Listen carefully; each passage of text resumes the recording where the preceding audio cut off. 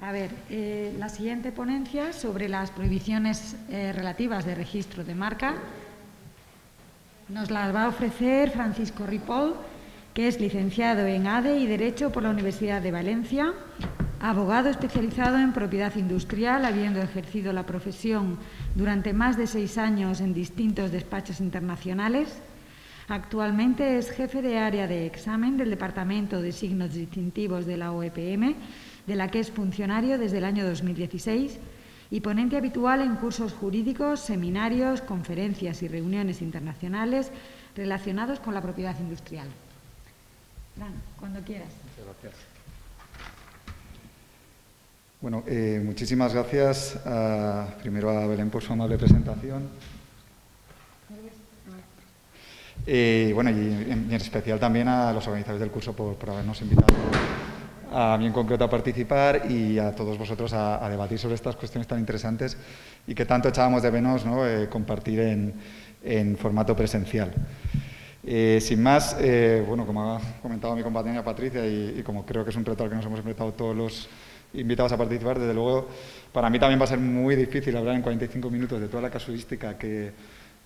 rodea las prohibiciones relativas de registro de los signos distintivos. Por ello, y un poco cogiendo el hilo de lo que es el curso general, el título del curso en general, que no es otro que la experiencia española en la europeización del sistema de marcas, más allá de hacer un análisis exhaustivo de la aplicación de estas prohibiciones, lo que me voy a centrar es en dar unas pinceladas sobre su aplicación y de sobre cómo se utilizan para denegar o combatir el registro de marcas que puedan afectar a los derechos de terceros, pero sobre todo haciendo alusión a el influjo europeo o la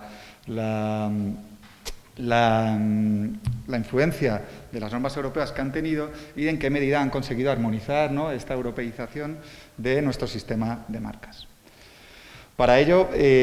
como digo, vamos a empezar con una pequeña introducción en la que recogeremos muchas de las cuestiones que ya se tratarían ayer, ¿no?, sobre aquellas normas que influyen, que han modelado el sistema de marcas español para darle la apariencia que tiene ahora y de esta manera han armonizado. Esto es una palabra que imagino que habrá salido mucho. Yo ayer no pude estar, pero imagino que salió también mucho ayer y de la que vamos a hablar también mucho hoy, ¿no?, de qué medida se han armonizado en concreto las prohibiciones relativas en Europa. Y para ello, como digo, se va a hablar de todas las prohibiciones relativas, que tenemos en los artículos 6 a 10 de la Ley de Marcas, pero no vamos a profundizar en ellas porque en el tiempo que tenemos es imposible y siempre nos quedaríamos cortos. Bien, como digo, la primera parte que tenemos que ver en la introducción es cómo se ha producido esta europeización del sistema de marcas y en concreto del tema que nos atañe ahora mismo, que es el de las prohibiciones relativas. Pues bien, los instrumentos normativos que más han influido en esta armonización, en esta europeización de las prohibiciones relativas son, en primer lugar, por tiempo y también yo creo que por importancia, la propia Ley de Marcas española, vigente a día de hoy, 17/2001. Y es que, a pesar de que nadie se lo imponía con carácter obligatorio, esta ley que data de hace 20 años, como podemos ver, ya introdujo un elemento muy importante de europeización, como podemos leer en su apartado cuarto de la exposición de motivos, en el párrafo cuarto del mismo, que supuso o que consistió básicamente en la eliminación del examen de las prohibiciones relativas de oficio, que era algo que la Oficina Española de Patentes y Marcas venía haciendo con anterioridad a la entrada en vigor de esta ley, era algo que nos distinguía del sistema europeo, del sistema de la marca Unión Europea, y que se produjo, como digo, a voluntad del legislador, sin ninguna directiva que lo impusiera, precisamente para lograr esa armonización, esa europeización del sistema de marcas español con el europeo. Por lo tanto, un hito muy importante en ese proceso de europeización supuso la propia ley vigente de marcas. Y además de este instrumento normativo, también han sido muy importantes las directivas, ¿no? Tenemos 3 directivas que han armonizado el derecho de marcas en la Unión Europea. Yo aquí cito únicamente la última de ellas, que contiene en particular, yo diría que 2 elementos muy importantes de armonización que han afectado especialmente a la Ley de Marcas en su reciente reforma 2019. Digo 2 porque muchas de las imposiciones de las que luego hablaremos que se hicieron en dicha directiva ya estaban incorporadas en la normativa española y por lo tanto no requirieron de mayor profundización. Ya se habían llevado a cabo, como digo, con la Ley 17/2001, que ya avanzaba mucho en lo que venía a ser la armonización del sistema español con el europeo. En esta directiva, concretamente, la 2015/2436, la más reciente de ellas, lo que tenemos especialmente, o lo que más llama la atención de esa armonización, es por un lado el tema de las denominaciones de origen, indicaciones geográficas protegidas, que se configura como una prohibición relativa separada de lo que venía siendo antes el artículo, bueno, de lo que viene siendo el artículo 9.1c, que las incluía como una modalidad de propiedad industrial. Ahora la tenemos en un apartado concreto de ese artículo, lo veremos luego cuando hablemos del artículo 9, y sobre todo, y yo creo que con mayor importancia, uno de los temas que vamos a tocar esta misma tarde, que es el tema de la prueba de uso. La introducción en el procedimiento español de la necesidad de probar el uso cuando se requiera así a la marca oponente es una cuestión que ha afectado, yo creo que esta tarde departiremos largo y tendido sobre ello, ha afectado de manera capital a lo que son las prohibiciones relativas de registro, porque mientras que antes, con alegar que teníamos un derecho anterior,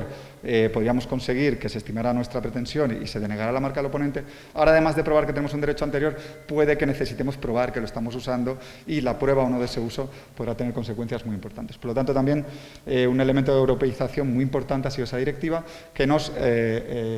nos equipara a las marcas de la Unión Europea también en lo que a prueba de uso se refiere. Y por último, no es un elemento normativo, es un elemento de soft law, ¿no? de directrices, si queremos llamarlo, pero ha sido muy importante también los proyectos de cooperación de la Unión Europea, y estoy seguro de que ayer os hablaron de esto, y en particular del proyecto de cooperación, el FP4 de convergencia de prácticas, en el que hay dos comunicaciones comunes, dos prácticas comunes que tienen especial relevancia e incidencia en lo que viene a ser el examen de las prohibiciones relativas, y que como tales lo que han hecho es, más allá de la propia dicción literal de la ley, aproximar las prácticas de todas las oficinas de la Unión Europea y de la propia Oficina de Marcas de la Unión Europea, de forma y manera que tengamos prácticas homogéneas, comunes, nos acerquemos un poco más, ¿no? Un proceso más en ese camino hacia la europeización, hacia los sistemas lo más homogéneos posibles. Y en el caso concreto de las prohibiciones relativas, tenemos dos comunicaciones comunes muy importantes. La primera de ellas, el CP5, que es la que evalúa el efecto de los componentes carentes de carácter distintivo o con un carácter distintivo débil en la evaluación del riesgo de confusión, por lo tanto, muy incardinadas en lo que viene a ser el artículo 6, el artículo 6.1b,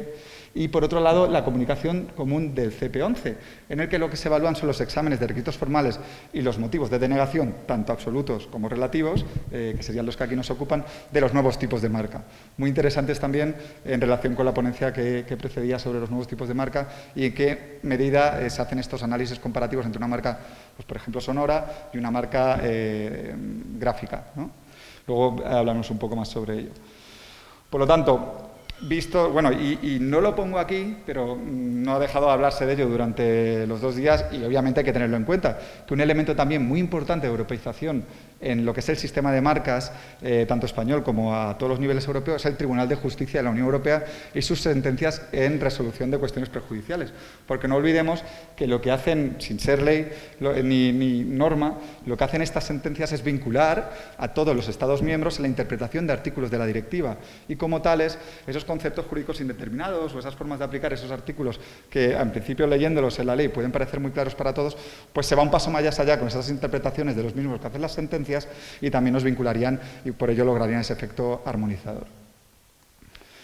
Pues bien, centrándonos ya, vistos estos instrumentos sobre los que luego haremos alguna alusión también a la hora de ver cada una de las prohibiciones relativas,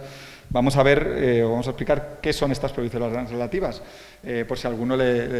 todavía no lo tiene muy claro, que vamos, viendo el plantel de público que tenemos, pues me extrañaría. Las prohibiciones relativas, a diferencia de las absolutas que nos comentaba Patricia, son relativas porque precisamente vienen relativizadas en cuanto a conflictos entre la marca y los derechos anteriores de terceros. Es decir, el signo en sí mismo es susceptible de registro, no incurriría en ninguna de las prohibiciones absolutas de las que nos ha hablado, pero es el hecho de que haya un tercero con un mejor derecho que nosotros, un derecho prioritario al nuestro, y que puede verse perjudicado por el hecho de que se registre esa marca, lo que hace que esta marca pueda ser denegada. Como he dicho antes, a partir de la ley que tenemos en vigor, a partir de 2002, con la entrada en vigor de esa ley 17/2001, ya no hay examen de oficio de las mismas. Las prohibiciones relativas tienen que articularse mediante una oposición, tiene que ser un tercero en cuanto a prohibiciones de carácter eminentemente privado, tiene que ser un tercero que presente oposición y nos pida,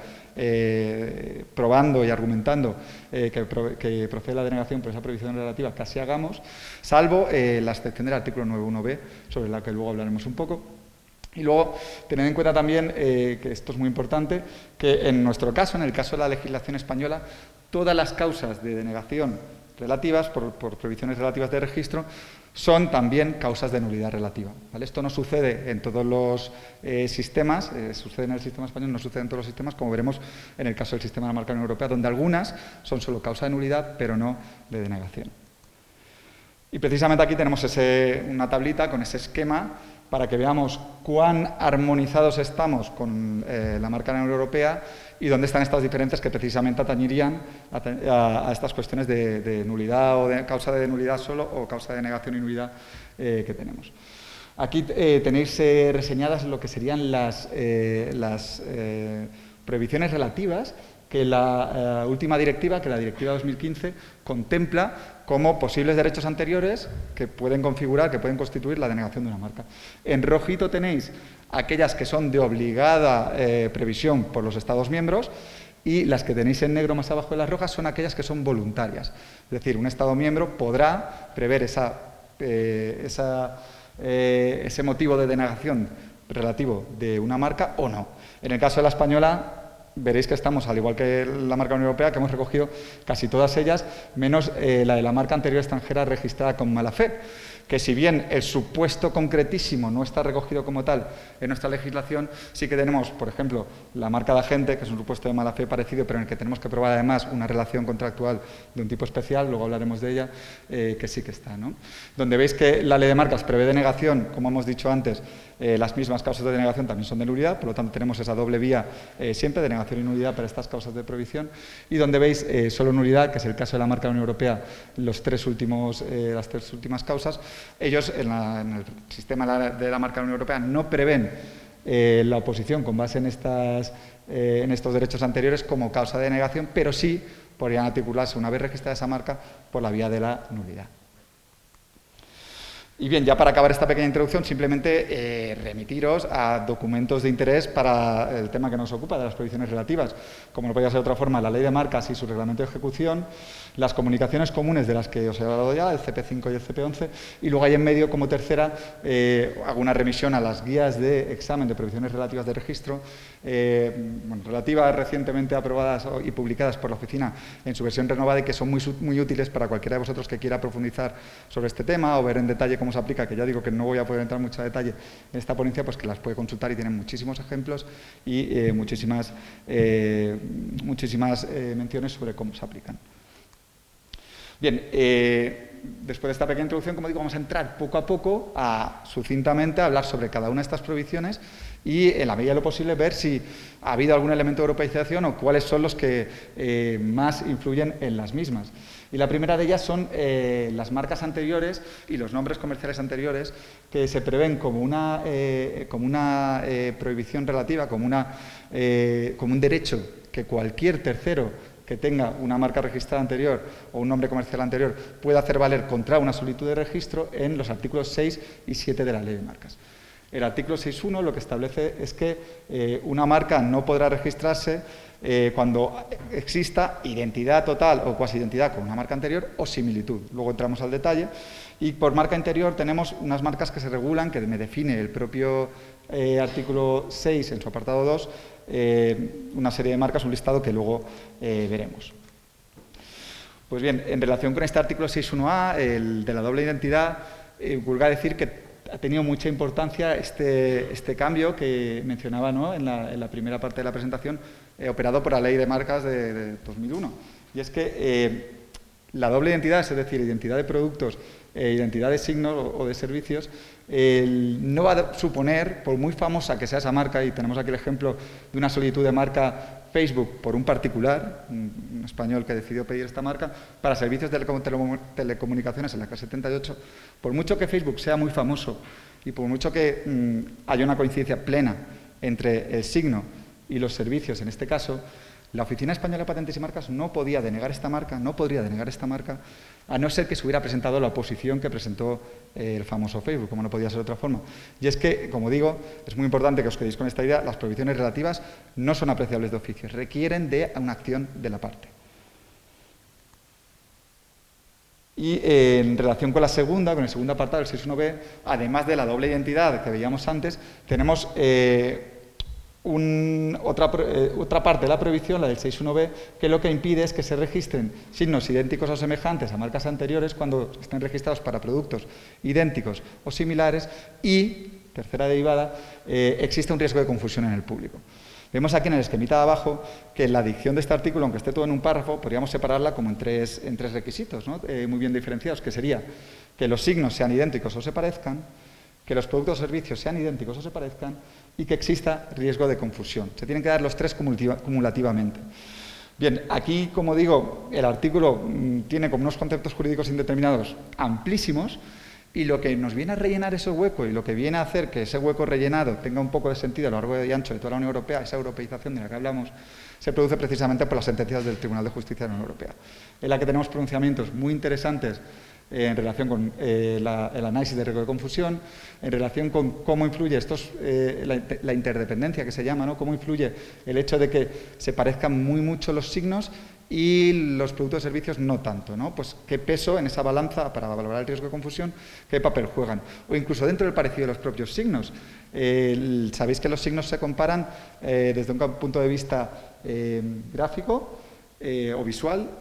fonético y conceptual. Visual sería, si son gráficos, pues esa apariencia gráfica, o si es denominativo, esa escritura del signo. Fonético, cómo suenan, cómo se pronuncian. Y conceptual, muy importante, el significado que transmiten al consumidor. Pues bien, tenemos una sentencia muy reciente, y una no tanto, pero también muy, muy conocida, en las que se pone en valor cómo el elemento conceptual, o el parecido conceptual, o la diferencia conceptual, puede servir de contrapeso en signos que son muy parecidos para productos idénticos y que no haya riesgo de confusión. Me refiero, por poneros un ejemplo, a la sentencia de la marca Messi, a la que se opusieron con una marca Masi, en la que veis que los signos son muy parecidos a nivel visual, fonético también, pero conceptualmente Masi no tiene ningún significado concreto, pero Messi, todo el mundo sabe quién es. Todo el mundo le asocia a un concepto de un jugador de fútbol archiconocido, muy famoso. Por lo tanto, a pesar de esos parecidos y que eran para los mismos productos y servicios, el Tribunal de Justicia, y esto no está escrito en ninguna norma, no está escrito en ningún sitio, es el Tribunal de Justicia en el que en ese análisis del riesgo de confusión interpreta que esta diferencia conceptual tan acusada puede llevar al traste con esa suma de muy parecido, riesgo de confusión, ¿no? Por lo tanto, un elemento también de armonización. Recientemente, hace pocas semanas, creo que ha habido otra, con el caso de Miley Cyrus. Es una cantante muy famosa, en el que se le ponía la marca, Messi y Masi aún se diferenciaban en esta parte inicial, pero aquí a Miley Cyrus se le ponía la marca Cyrus, totalmente idéntico al apellido de la cantante. Pues bien, el tribunal en este caso creo que el Tribunal General, aplicando esta jurisprudencia del caso Messi, lo que viene a decir es, oye, Miley Cyrus es archiconocida, por mucho que haya una marca anterior, Cyrus, esa diferencia conceptual es capaz de resetear o tapar, ¿no? De alguna manera esos otros identidad, en este caso identidad, en ese segundo término, esa identidad de productos y servicios y que no haya riesgo de confusión. Por lo tanto, especialmente en este caso del riesgo de confusión, del artículo 6.1b, muy importante la jurisprudencia del Tribunal de Justicia de la Unión Europea. Bien, paso muy rápido, pero simplemente para que tengáis una referencia a qué marcas o qué derechos se pueden incluir en estas oposiciones basadas en el 6.1a y b. Pues son las que tenéis aquí reseñadas en el 6.2 de la Ley de Marcas, y no vamos a hablar del artículo 7 de la Ley de Marcas, pero que sepáis que es un artículo exactamente idéntico, con la misma casuística que la Ley de Marcas, pero en relación a los nombres comerciales, que como sabéis es un derecho que prevé nuestra ley para registro y que en la legislación de la Unión Europea, hablando de europeización, no se prevé con carácter expreso, porque la ley europea en el tema de riesgo de confusión solamente habla de marcas, pero si bien, como veis en la directiva, y hago un poco en tronco con la presentación de Pilar, en la que nos hablaba de signos, signos que podían ser distintivos, signos anteriores, en la directiva habéis visto que se preveía una disposición que hablaba de marcas no registradas o signos que se utilizan en el tráfico económico. Pues bien, dentro de ese concepto de signos que se utilizan en el tráfico económico, podemos encontrar los nombres comerciales, que tenemos como figura regulada expresamente en la ley española, y que a su vez, por la misma disposición que ha incorporado el Reglamento de la Marca de la Unión Europea en su normativa, también podrán ser utilizados, siempre y cuando que se pruebe que en España están protegidos y que son capaces de impedir el uso en el tráfico económico de signos parecidos, podrán utilizarse también para ponerse una marca en la Unión Europea. Bien, ¿cuál es la segunda? Y bueno, se me ha olvidado decirlo, pero lo aprovecho para decirlo ahora. Hablábamos de funciones de la marca, ¿no? En esa primera presentación que nos ha brindado Pilar. Pues precisamente lo que se intenta proteger con esta prohibición de los artículos 6 y 7, cuando hablamos de ese riesgo de confusión, es la función indicadora del origen empresarial. Porque cuando hablamos de riesgo de confusión, hablamos de que cuando un consumidor vea un producto en el mercado, pueda pensar que ese producto, en lugar de provenir del titular de la marca que la ha registrado, provienen de uno distinto. Por lo tanto, hay un riesgo de confusión en cuanto al origen empresarial y se conculca precisamente la función esencial de la marca, que es esa indicación inequívoca de origen empresarial. Sin embargo, en relación con las marcas y nombres comerciales renombrados, la función que se protege, como ahora veremos, es otra. Es más aquellas otras funciones complementarias de lo que nos hablaba Pilar sobre la condensación del goodwill o la función publicitaria, ¿no? Estas son marcas muy famosas en las que ya no, lo que no se protege es que se puedan confundir y que un consumidor pueda pensar que ese producto viene del mismo titular, sino lo que se intenta proteger es que la gente no vaya a la cola o se aproveche de esa reputación, de esos esfuerzos que han conseguido esas marcas para hacerse famosas, de forma y manera que hay un acto como parasitario en el que se suban a ese tren del dinero que ha gastado el titular de la marca renombrada. La tenéis recogida en el artículo 8 de la Ley de Marcas y su característica principal es que si se cumplen determinados requisitos podemos superar el principio de especialidad. Acordaros que en el artículo 6 y 7 hablábamos de que una de las patas, uno de los requisitos que se debían cumplir es que los productos o servicios fueran parecidos. Aquí, en el caso del artículo 8, ya no es necesario que los productos y servicios se parezcan. Puede ser que estemos denegando una marca con base en una marca renombrada que esté registrada para productos que no tienen tanto que ver como para que haya una semejanza o una similitud con los productos que se están solicitando. Tenéis ahí un poco el esquema, por no entrar al grueso del artículo, sobre su funcionamiento. Como digo, se rompe el principio de especialidad. Las marcas renombradas que se aleguen deben estar registradas o solicitadas. No entra en este artículo, como bien dice el mismo, las marcas renombradas no registradas, que irían por su otro camino y que no romperían el principio de especialidad. Es importante, y luego veremos cómo, para que la aplicación de este artículo no solo que se parezcan los signos, sino que además exista renombre, es decir, tenemos que probar que nuestra marca es famosa, que nuestra marca es muy conocida por el público consumidor. Y luego, por último, como hablábamos, como decíamos antes, aquí ya lo que valoramos no es que exista riesgo de confusión, que pueda entender que esa marca viene del mismo o del titular, que viene ese producto del titular de la marca renombrada, sino que aquí lo que se enjuicia es que, sin que se confunda el origen empresarial, lo que pueda existir es un vínculo suficiente para que exista un aprovechamiento desleal de esas inversiones y de esa fama que ha cogido la marca renombrada, o por el contrario, que pueda perjudicarle a su renombre o a su carácter distintivo. ¿Cómo pruebo que mi marca es renombrada? Bueno, tenemos aquí la definición también del Tribunal de Justicia de la Unión Europea, que se incorporó en la exposición de motivos de la Ley de Marcas o de la reforma del Real Decreto Ley que reforma la Ley de Marcas. Esa definición de marca renombrada, que como digo viene de jurisprudencia del Tribunal de Justicia de la Unión Europea, una marca renombrada es aquella que es conocida por una parte significativa del público interesado en los productos o servicios. ¿Y cómo pruebo esto? ¿Cómo pruebo que mi marca es renombrada, que es famosa, que es conocida por una parte significativa del público consumidor? Pues mediante elementos de prueba como los que se citan aquí, que también ha ido elaborando la jurisprudencia, como serían el volumen de ventas, la duración del uso de la marca, la intensidad, el alcance geográfico, valoración o prestigio, inversión publicitaria, certificaciones de asociaciones o cámaras de comercio y los galardones o premios. Veréis también que son muy parecidos a los que se utilizan para probar el uso. Pero en este caso lo que queremos probar no es que hemos utilizado la marca, sino que además de haberlo utilizado hemos hecho un uso muy extensivo y por tanto llega a ser conocida por una parte muy amplia del público interesado. Y como digo, haciendo un poco de hincapié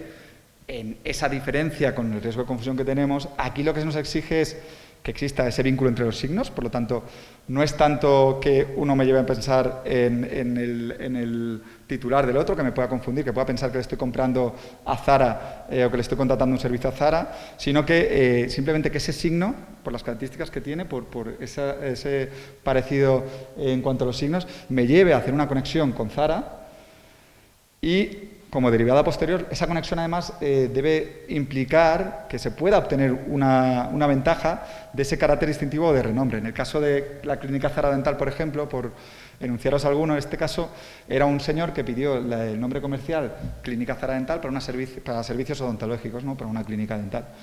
En este caso es una acción por infracción. Zara demandó a este señor por infracción de su marca renombrada Zara, y aunque los productos o servicios no se parecían para nada, quedó acreditado por la casuística del caso. Creo que en este caso el señor llegó incluso a escribir un email a Amancio Ortega diciéndole que era bueno para el negocio, que qué tal si se asociaban, que ya tenía la marca registrada, que tiraran para adelante, que iban a ganar mucho dinero, ¿no?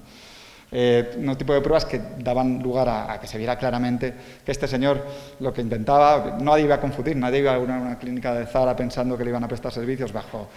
la famosa marca de moda, porque no son servicios muy conexos, pero sí que quedó indubitadamente acreditado en el procedimiento que este señor lo que tenía era mucho morro y lo que quería es aprovecharse ese aura de la marca Zara para darle un poco de caché a su negocio, ¿no?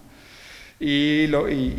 distinto, pero relacionado también, sería la otra pata de la aplicación de esta prohibición, que es no solo cuando se intenta obtener una ventaja desleal, sino cuando esa conexión puede implicar un perjuicio para el carácter distintivo o el renombre de la marca. Y aquí podéis ver, esto no es un caso español, es un caso de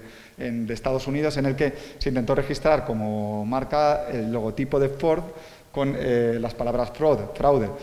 Bien, está claro que no se está intentando aprovechar del carácter distintivo, pero esta marca, sin duda, genera una conexión con la marca Ford, y además es una conexión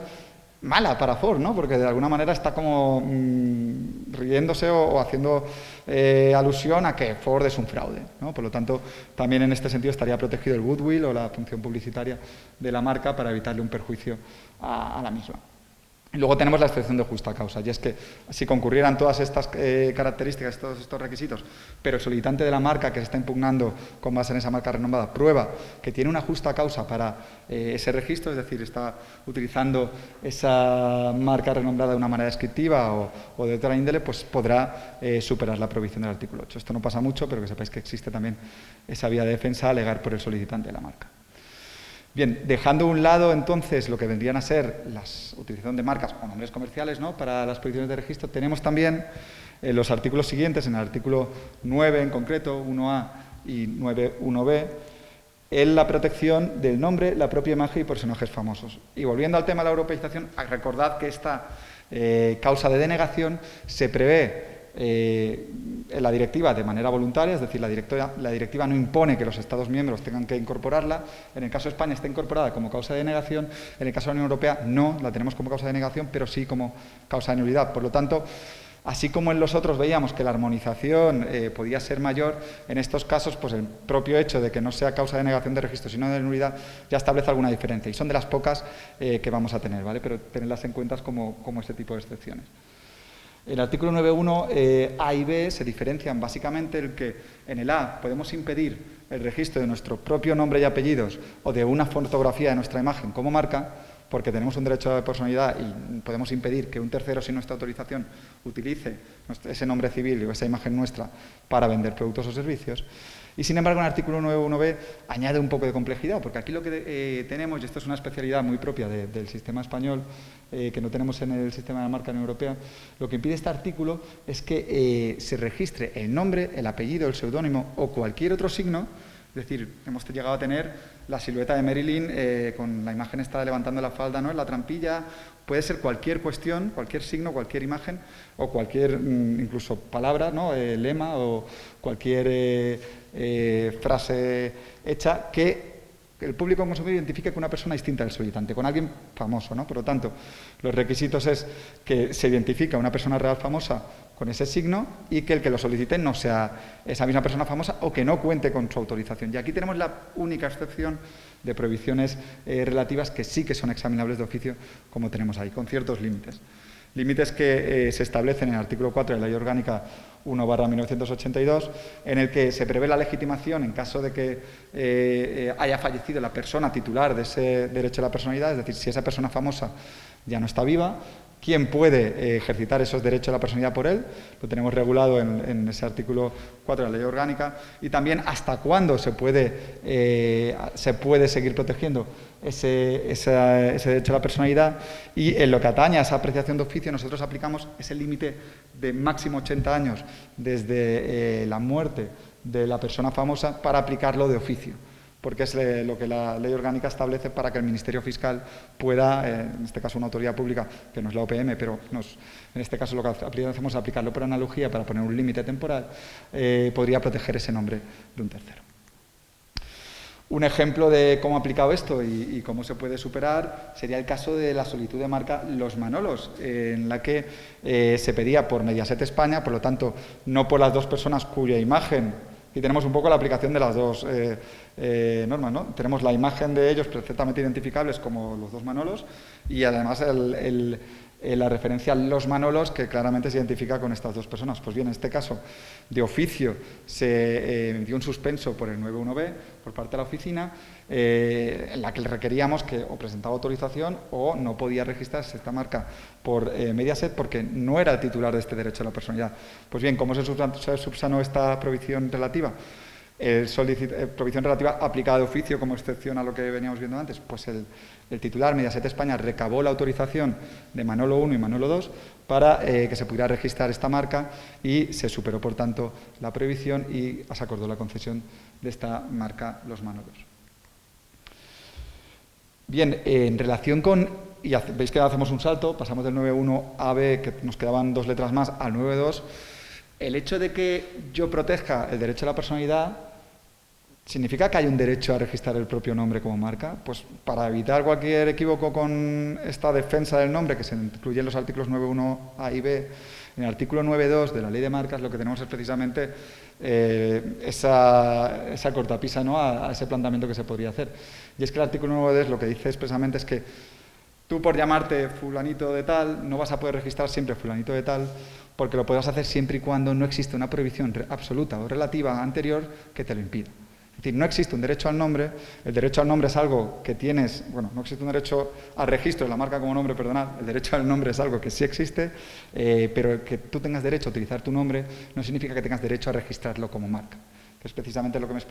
que me explicita el artículo 9.2 de la Ley de Marcas, y tenemos dos ejemplos de cómo juegan esto en tanto en prohibiciones absolutas como en relativas. Y es que en el primer ejemplo de la marca IPR legal para servicios jurídicos en la clase 45, IPR son las siglas de Intellectual Property Rights, que era precisamente como lo quería utilizar este señor, que está especializado en derechos de propiedad industrial. Entonces, en la medida en que esta marca está solicitada para servicios jurídicos en la clase 45, se le emitió un suspenso por el artículo 5.1c.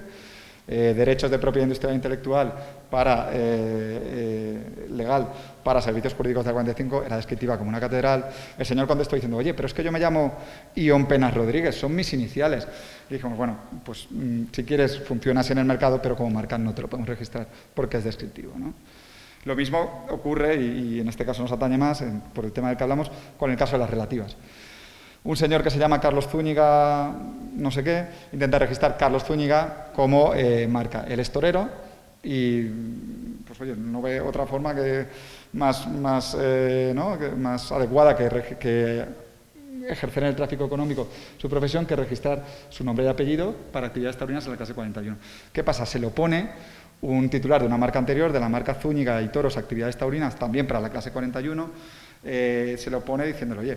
nuestras marcas se parecen en la parte más distintiva de las mismas, Zúñiga, mismos productos y servicios, el riesgo de confusión es clarísimo. Pues aquí el señor obviamente contestó, oye, no me vas a dejar registrar mi nombre y mi apellido como marca cuando yo lo que quiero es ejercer mi profesión de torero, mis actividades taurinas y se me identifique como tal. Pues aquí, en primera instancia, efectivamente denegamos y aquí tenéis un extracto del recurso en el que se explica muy bien, primero, que hay riesgo de confusión, en el fundamento de derecho quinto, y en el fundamento de derecho sexto se le explica a este señor que efectivamente estaba muy enfadado y yo lo entiendo, cuando no cuesta un poco entender, oye, no puedo registrar mi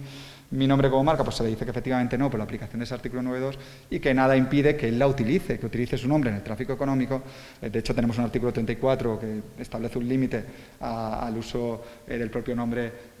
y apellidos o dirección, pero que no lo puede registrar como marca, porque tenemos el artículo 6.1b que aplica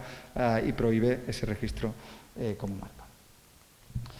Bien, vale, voy regular de tiempo. Derechos de autor u otros derechos de propiedad industrial. Prohibición que tenemos en el artículo 9.1c, antes de manera comprensiva de todos los derechos de propiedad industrial, ahora, como digo, con la reforma los tendríamos repartidos en el 9.1c, pero también en el 9.3, donde se habla de la posibilidad de impedir el registro de una marca con base en una solicitud de denominación de origen, de protección de denominación de origen o indicación geográfica. El 9.1c lo que me establece es que se podrá impedir el registro de una marca cuando se solicite sin autorización un signo que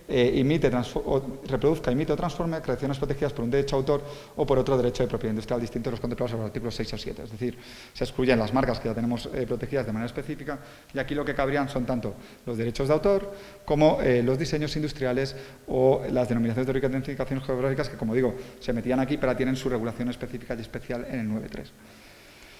Un ejemplo en el que se daban las dos circunstancias. Se solicitó la marca Cachorros en Acción, en el que se incorporaban como muñequitos,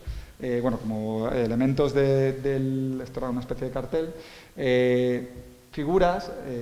personajes que estaban registrados tanto, o que estaban protegidos tanto en virtud de derechos de autor, que es lo que tenéis abajo, lo que tenéis a la derecha, ¿no? Tenéis ahí imágenes del libro, en concreto del libro de Cachorros al Rescate, y también estaban protegidos por diseño industrial. Los personajes, como podéis ver ahí las figuritas estas que hay como con varias vistas, eso es una protección de diseño industrial, un diseño comunitario, un diseño en europea, que en esa permeabilidad que hay, en esa europeización, recordemos que también son derechos de propiedad industrial que tengan efectos en España, por lo tanto podemos usar tanto el diseño industrial español registrado para oponernos como el diseño de la Unión Europea, el diseño comunitario. Por lo tanto, este es un ejemplo de juego de tanto una como otra, ¿no? Prohibición con base tanto en un derecho de autor como en un diseño industrial. Y como digo, en el 9.3 tendríamos esa protección específica que se ha incorporado en todos los países de la Unión Europea y también en el reglamento de la marca Unión Europea en relación con las denominaciones de origen protegidas, solicitudes de denominación de origen protegidas y indicación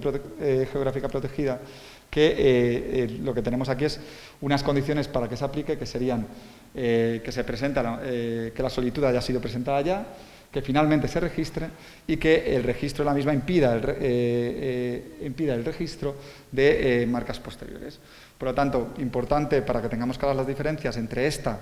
y la de 5.1h de la que nos hablaba Patricia, la prohibición absoluta relacionada con denominaciones de origen protegidas, indicaciones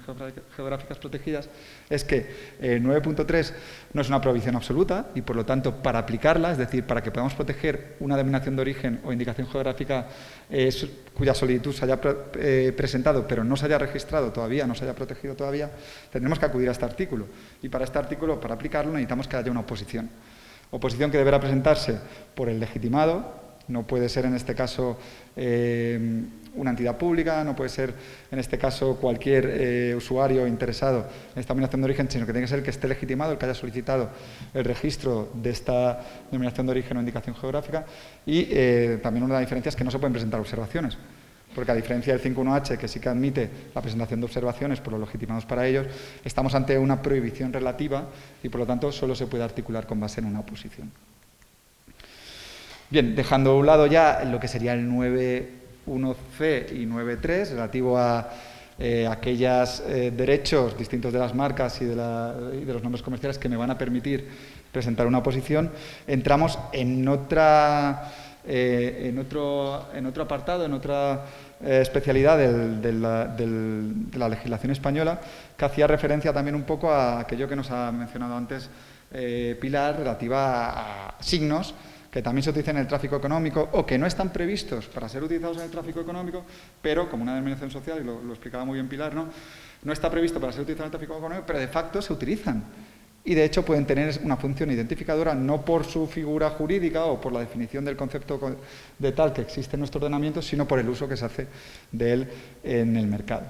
Pues bien, para aplicar esta prohibición No bastará solo con que pruebe que tengo un nombre comercial no registrado, una denominación o una razón social anterior a la solicitud de registro de la marca que estoy impugnando, sino que además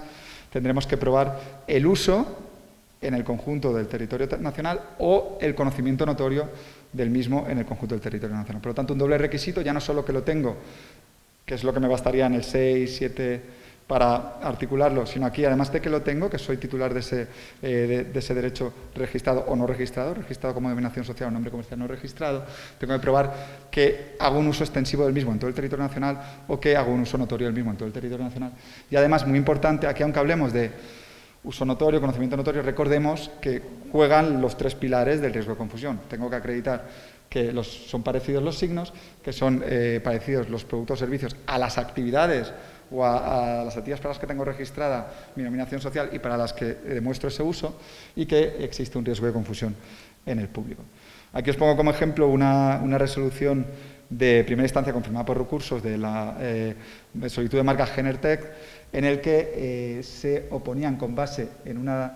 denominación social que sería la de la entidad oponente Genertec SL, en la que se probaba que el ámbito de actividad con el que se venía usando por todo el conjunto del territorio nacional esta denominación social a título de marca, a título de indicación de origen empresarial, era el mismo que aquel para el que se registraba la marca Genertec, identidad o cuasi identidad entre los signos, en la clase 37. Y para acabar, y yo creo que voy dentro de tiempo, hablar de las marcas de agentes o representantes. Marca de agentes o representantes que, como veis, en la nueva directiva, lo que veíamos antes de los rojitos y los negros del cuadrito que os he mostrado, se ha incorporado como de obligatoria inclusión por todos los Estados miembros como prohibición relativa, y que es especialmente interesante porque supone un caso específico de mala fe que se articula como prohibición relativa en lugar de ser uno de englobarse en el supuesto de mala fe de prohibición absoluta que los Estados miembros pueden prever o no. Por lo tanto, todos los Estados miembros tienen como prohibición relativa este subtipo de mala fe, en el que lo que se nos va a pedir es que, a menos que justifique su actuación, el agente o representante del titular de una marca no podrá registrar esa marca a su nombre sin el consentimiento de dicho titular. Por lo tanto, tenemos que, para aplicar este supuesto específico de mala fe, se tienen que dar varias circunstancias. Y es que el titular, o sea, que el solicitante de la marca haya sido comisionista, distribuidor, franquiciado, licenciatario, que ha tenido una relación comercial de agencia, de distribución comercial, con el titular de una marca fuera de nuestro país, con el titular de una marca que no esté registrada en nuestro país, y tendremos que comprobar si se dan estas circunstancias para aplicar o no este subtipo de mala fe. Bien, y dentro de tiempo, creo, así que no sé si dejamos turno de preguntas para luego, ya tiraríamos